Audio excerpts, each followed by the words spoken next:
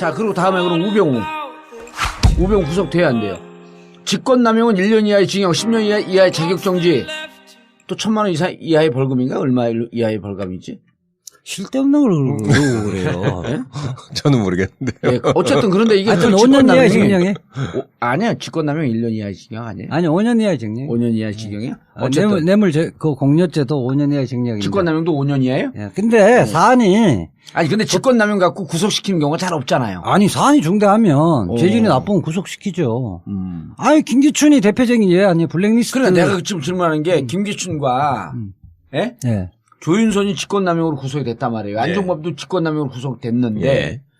예를 들어갖고 그 사람들은 뭐라고 주장을 했냐 하면 박근혜 대통령이 시킨 대로 난 업무만 수행했을 뿐이다. 네. 근데 지난번 구속영장 기각됐을 때 우병우가 똑같은 얘기를 했거든요. 네. 나는 민정수석으로서 대통령이 얼마나 위대한 그 거대한 힘을 가지고 있는지 모른다. 당신들은 시키는 것만 했다. 네. 직권남용 아니다. 근데 시키는 것만 했다라고 했던 김기춘, 조윤선 다 구속됐거든요. 네. 근데 우병우는 왜 구속을 안 시켜? 이제 구속 앞으로 이제. 되나요? 하겠죠. 저는 뭐, 우병우를 구속시키고 2기 특수본은 일단 자기들의, 과반 다 끝났다고 볼 가능성이 높다고 보는. 이게 지금 우병우를 구속시키지 않으면. 네. 이영렬 김순환. 본부장, 김순환 검찰총장이 자유로울 수가 없는 거거든요. 예. 봐줬다고 일반 국민들 대부분 그렇게 생각하고 있거든요.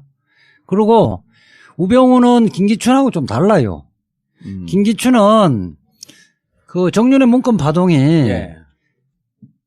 그 애들이 자기까지도 쫓아내려고 하니까 뒤쫓아 해보라고 한 거 아니에요. 그랬다가 생각보다 힘이 센데 그래서 타협을 해버린 건데. 김기춘은. 예.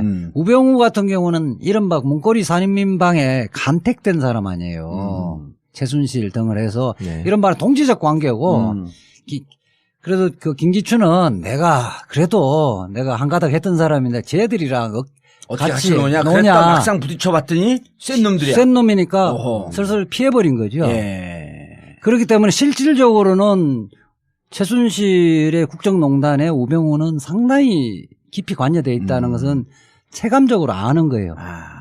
우리 유 판사님도 그렇습니까? 전 죄송한데 이 부분은 전혀 모르겠습니다. 잘 모르면 저렇게 얘기 안 하는 거야. 잘 모르는 대로 막 얘기하지 말고 감옥 가. 근데 되게 재밌는데요? 저 오늘, 우리 이 변호사님 말씀하신 내용 들으니까. 합리적으로 추론하면 그런 거예요. 그래서 이번에 다시 박근혜가 지금 구속영장 청구된 이후에 다시 압수수색 했잖아요. 예. 그러면 불구하고 청와대 민정수석실 쪽에 압수수색을 다시 거부를 하면서 요구하는 것만 수료들 좀 주고 이렇게 하는 것은 그만큼 우병우와 깊숙이 관련돼 있고 우병우가 보호되지 않으면 박근혜 전 대통령의 새로운 범죄 사실이 나올 가능성이 상당히 높죠. 실질적으로 밀착되어 있기 때문에 굉장히 많이 안다고 보는 거예요. 예. 그리고 또 검찰도 사실은 1기 특수본 때는 민정수석하고 수차례 1,000통화 이상의 전화 통화한 게 나왔잖아요. 그러니까 우병우를 제한적 범위에서 준 것만 서류를 받아온 건 더 이상 확전을 안 하겠다라고 하는 의지고. 그렇죠. 추가 범죄하지 않고 요 정도 밝혀진 데서 딜을 한다고 봐야죠. 딜을 하고 그 정도 범위에서만 우병우를 구속할 것이다. 그래, 구속은 피할 수 없는데 이 정도 카드로 해서 마무리하자. 요즘 소설을 많이 써. 그렇지 않으면 우병우도 만만한 놈이 아니니까 나만 죽지 않는다 이렇게 나와버릴 가능성이 있죠. 구속되는 거로 타협을 했다는 거야? 아니, 그 구속도 일단 구속됐다가 항소심 정도에서 나올 수 있는 가능한 범죄로 갖고 구속영장 청구할 수도 있는 거거든요. 그러면 정강 자기 처갓집. 아니, 그 부분 갖고는 이게 이제 본류에서 벗어난 거니까 이른바 찌개다시잖아요. 본류에서 벗어난 거니까 안 돼요. 안 되고 이 본류에서 직권남용 부분은 좀 그중에 하나는 산뜻한 걸 갖고는 하겠죠. 판단을 좀 해줘봐. 저 얘기가 맞아? 아니 제가 판단할 주제는 아니지만 굉장히 설득력 있는 말씀이죠. 그러니까 우리 이제 지금 이재화 변호사님하고 우리 유지현 변호사님의 그 신중하고 또 조금 더 적극적인 입장의 차이가 왜 있냐면 우리 이제 얼마 전까지 판사를 했던 사람의 입장에서는 명확하게 드러난 제시되는 범죄 사실과 증거가 어느 정도 있지 않은 상황에서 판단을 요구하면 준비가 안 됐어요. 제가 오늘 이게... 주제가 이건지 모르고 준비가 안 돼가지고. 또 해요. 그리고 우병우가 누군 줄 알잖아. 무슨 짓 한 줄도 알고. 근데 우병우는 지금 특검이 보면은 그 민정비서관이었던 윤장석이를 시켜가지고 뭐 한 거, 뭐 이런 얘기들이 지금 흘리고 있더라고요. 이거 과거에 영장 청구를 했을 때도 공무원들이 와가지고 수모당한 거 그런 것들이 다 진술이 포함돼 있었다는 거거든요. 예. 근데 이제 그때 영장이 기각됐을 때의 이유를 굳이 따져보자면 그런 진술들은 있었으나 청와대에 대한 조사나 압수수색이 없어가지고 뒷받침할 수 있는 물증, 수첩관이나 전화 같은 이런 게 없으니까 아까 이제 처음에 말씀하신 것처럼 법정형이 가벼운 범죄기, 낮은 범죄이기 때문에 판사 입장에서 그냥 쉽게 미우니까 발부한다고 해서 발부할 수는 없었던 면이 있을 수 있어요. 뭐 신중히 판단하는 게 맞는 면이 있는데 지금 우병우의 입장에서 생각을 해보자면 우병우 입장에서도 구속되는 게 낫다고 봐요, 나는. 버티다가 더 큰 혐의 사실을 그러니까 문제가 나오기 전에 어차피 정권은 바뀌는 것이고 그러면 정권 바뀌는 검찰이 지금은 예를 들면 김수남, 이영렬이가 지가 시켜준 사람이니까 좀 싸게 칠 수 있다. 싸게 치거나 봐줄 수 있는 가능성이 일부라도 있지만 그럼 정권이 바뀌고 나서도 그러면 검찰이 우병우는 여전히 보호할 것이냐? 절대 그렇지 않거든. 그걸 누구보다 잘 아는 사람이 우병우 아니에요. 지가 정권이 바뀌면서 전직 대통령을 데려다가 그 짓을 한 놈인데 그런 놈들이 더 두려워하는 거거든. 원래 지가 해봤으니까. 그래서 버티는 척하다가 적당한 선에서 딜을 하고 확전을 시키지 않는 범위에서 들어갈 것으로 보인다. 그리고 밑에 있는 놈들도 지금 데려다가 조사를 했다는 거잖아. 민정에 파견 나왔던 애들을. 그다음 광주지검장도 데려다가 증언 그렇죠. 윤모 검사가 땄다는 거 아니에요? 그건 부장검사고 지검장은 아닌데 하여튼 그 사람들의 입장에서도 박근혜가 시퍼렇게 살아있고 다음에 홍준표가 대통령이 될 가능성이 있다 그러면 지네 미래를 생각해서라도 모릅니다. 그런 사실 없습니다 하겠지만 걔들은 앞으로 검사해야 되는 애들이에요. 계속.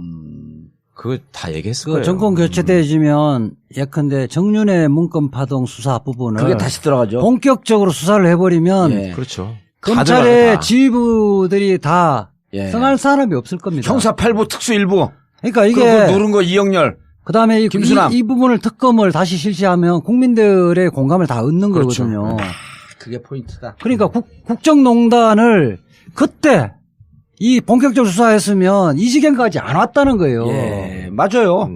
그리고 보면 이게 그러면 이 문건에 있는 내용이 실체가 있는 건지 문건의 내용대로 국정농단이 진행됐던 건지 이 부분을 하나도 안 보고버리고 유출 물꼬를 그 수사의 물꼬를 그러니까 그때 바꿔버렸잖아요. 핵심은 그거에 명예훼손이라고 그러니까 언론 출판물에 의한 명예훼손이라고 하니까 그 형사 8부하고 특수 1부인가 그쪽에서 이거 명예훼손이라는데 좀 이상하다. 그럼 명예훼손 당했다라고 하는 정윤회하고 최순실 한번 정윤회 좀 조사를 해봐. 가택 압수수색 해봐야 되는데 그러니까 김수남이가 그랬다는 거 아니에요. 중앙지검장이. 야 피해자인데 왜 거기를 압수수색을 해. 그러면서 그때 눌렀는데 만약 그걸 누르지 않고 제대로 수사를 하고 이게 명예훼손이 아니라 사실은 미행을 했네? 문고리 권력이 있었네? 이 십상시 있었네? 라고 하는 게 그때 판단이 됐으면 여기까지 안 왔던 거지. 그럼요. 최순실의 실체도 그때 밝혀냈던 거죠. 그리고 만약에 지금 정권이 교체된 상태에서 그때 당시 사건을 특검이 들어가게 되면 김수남이가 그때 어떻게 찍어내렸는지가 나오는 거지. 김수남뿐만 아니라 검찰이 전체 조직이 전체가 파괴되는 거죠. 그렇게 되시면 알겠습니다. 검찰총장부터 수사검사까지 다 연루돼 있는 거 아니에요. 알겠습니다. 그리고 전화한 내용도 나오는 거죠. 그렇게 하면 이제 문각금도 다치는 거죠. 그렇게 하면 내부자들이 협력하는 사람은 반드시 나오게 돼 있어요. 자기들은 살아야 돼. 그러고 다 구속시킬 수는 없는 거 아니에요. 그렇지. 이렇게 말하자면 중요 역할을 했던 사람들은 치고 나머지는 너희들 검사 계속 할 수 있게끔 하겠다 하면 협력도 한다고. 굉장히 중요한 말씀이에요. 그러니까 검찰이 지금 제일 신경 쓰고 있는 건 뭐냐면 내부 제보자요? 아니 검찰 조직이 권한을 다 뺏기고 와야 되는 거를 제일 걱정하고 있어요. 왜냐하면 나도 오늘사 그걸 확인을 했는데 지금 예를 들면 문재인 후보나 심상정 후보나 안희정 후보나 이재명 후보나 그다음에 유승민 후보나 그다음에 홍준표까지 있잖아요. 그 사람 6명이 전부 다 검찰 수사권을 뺏겠다는 거야. 자기의 공약이. 심지어 홍준표는 나는 안 그럴 줄 알았죠? 그러면서 나도 뺏겠다고 그랬어. 기소권 수사권을 분리하겠다. 분리하겠다. 홍준표도 저도 당해봤잖아. 그렇게 다 돼 있기 때문에. 수사권은 경찰로 넘어가는 거야, 이제? 이제 어떻게 하여튼 공수처를 만들고. 기소청 형태로 원칙적으로 한다는 거거든. 그러면 검찰은 기본적으로 정치적인 조직이기 때문에 애들이 무슨 생각을 하냐면 정권을 잡은 사람들이 우리를 치려고 할 때 가장 좋은 소재가 뭐예요? 국민들한테 야 검찰 저놈들은 진짜 썩었다. 그러니까 저거를 다 해체 수준으로 개혁하지 않는 한 우리나라의 미래가 없다라는 걸 정권이 아젠다로 딱 내세울 거 아닙니까? 그럴 때 제일 좋은 소재가 야 봐봐 저것들 우병우도 지네끼리 봐주면서 구속 안 하잖아. 그다음에 두 번째는 뭐냐면 십상시 사건 때 총장부터 밑에 놈까지 줄줄이 쫙 꿰가지고 청와대하고 연락하면서 다 말아먹었잖아. 이거를 가지고 소위 특검이 됐건 그 당시에 검찰을 시켜서 수사를 하기 시작하면 그냥 와야 되는 거거든요. 그걸 알아 지네들이. 거기 다 당사자들이 있으니까. 그러니까 그 위험을 피하기 위해서라도 어떻게든 우병우는 죽여야 돼 얘들은. 우병우한테 가서 빌더라도 너 잠깐만 좀 들어가 있어라. 잠깐만 뒤져라. 오늘 좀 살자. 이렇게 좀 있다가 이렇게 할 수밖에 없는 조금 상황이다. 이따 정권 교체되면 완전 죽여버릴 테니까. 그 대법원도 사실은 그런 차원에서 지금 긴장하고 있는 게 있는데 어차피 우리가 그 얘기도 또 해야 되잖아요. 그렇죠. 그러니까. 알겠습니다. 자, 근데 일부에 무척 시간이 오래 걸렸어. 위대한 그 거대한 힘을 가지고 있는지 모른다 당신들은 시키는 것만 했다. 직권남용 아니다. 근데 시키는 것만 했다라고 했던 김기춘, 조윤선 다 구속됐거든요. 네. 근데 우병우는 왜 구속을 안 시켜? 이제 구속 앞으로 이제 되나요? 하겠죠. 저는 뭐 우병우를 구속시키고 2기 특수본은 일단 자기들의 과업은 다 끝났다고 볼 가능성이 높다고는. 이게 지금 우병우를 구속시키지 않으면 이영렬 본부장, 김순환 검찰총장이 자유로울 수가 없는 거거든요. 봐줬다고 일반 국민들 대부분 그렇게 생각하고 있거든요. 그리고 우병우는 김기춘하고 좀 달라요.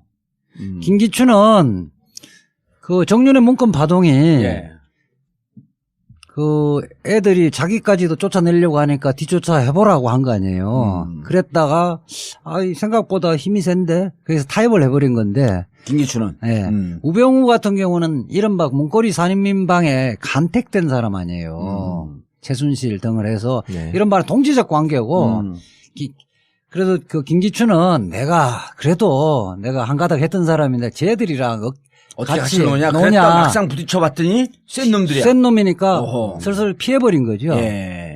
그렇기 때문에 실질적으로는 최순실의 국정농단에 우병우는 상당히 깊이 관여되어 있다는 것은 체감적으로 아는 거예요. 우리 유 판사님도 그렇습니까? 전 죄송한데 이 부분은 전혀 모르겠습니다. 잘 모르면 저렇게 얘기 안 하는 거야. 잘 모르는데 막 얘기하지 말고 감옥 가. 근데 되게 재밌는데요? 저 오늘, 우리 이 변호사님 말씀하신 내용 들으니까. 합리적으로 추론하면 그런 거예요. 그래서 이번에 다시 박근혜가 지금 구속영장 청구된 이후에 다시 압수수색 했잖아요. 그러면 불구하고 청와대 민정수석실 쪽에 압수수색을 다시 거부를 하면서 요구하는 것만 서류들 좀 주고 이렇게 하는 것은 그만큼 우병우와 깊숙이 관련돼 있고 우병우가 보호되지 않으면 박근혜 전 대통령의 새로운 범죄 사실이 나올 가능성이 상당히 높죠. 실질적으로 밀착되어 있기 때문에 굉장히 많이 안다고 보는 거예요. 그리고 또 검찰도 사실은 1기 특수본 때는 민정수석하고 수차례 1000통화 이상의 전화 통화한 게 나왔잖아요.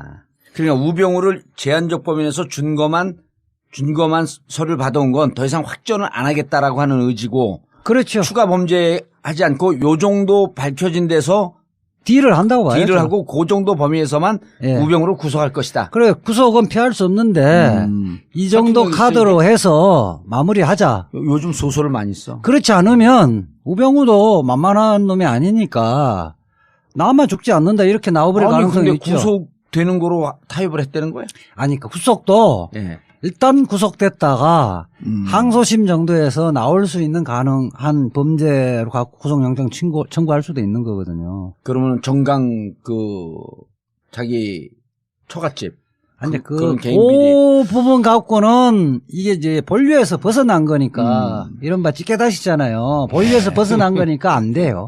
안 되고 이 본류에서 직권 남용 부분은 좀 그 중에 하나는 산뜻한 걸 갖고는 하겠죠. 판단을 좀 해줘봐. 저 얘기가 맞아? 아니 뭐 제가 판단할 주제는 아니지만 굉장히 설득력 있는 말씀이죠. 그러니까 우리 이제 지금 이재화 변호사님하고 우리 자, 그리고 다음에 그럼 우병우.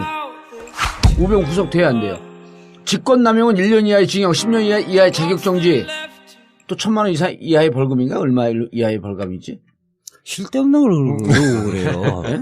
저는 모르겠는데. 네, 어쨌든 그런데 이게 하여튼 그 5년 이하의 직권남용이- 징역에? 아니야, 직권남용 1년 이하의 징역 아니에요? 아니 5년 이하의 징역. 5년 이하의 징역이야? 어쨌든 그 공여죄도 5년 이하의 징역인데. 직권남용도 5년 이하예요? 예, 근데 사안이 아니 근데 직권남용 갖고 구속시키는 경우가 잘 없잖아요. 아니 사안이 중대하면 재질이 나쁘면 구속시키죠. 아니 김기춘이 대표적인 예 아니 블랙리스트. 그래 내가 지금 질문하는 게 김기춘과 예? 예. 조윤선이 직권남용으로 구속이 됐단 말이에요. 안종범도 직권남용으로 구속됐는데 예. 예를 들어갖고 그 사람들은 뭐라고 주장을 했냐 하면 박근혜 대통령이 시킨 대로 난 업무만 수행했을 뿐이다. 네. 근데 지난번 구속영장 기각됐을 때 우병우가 똑같은 얘기를 했거든요. 네. 나는 민정수석으로서 대통령이 얼마나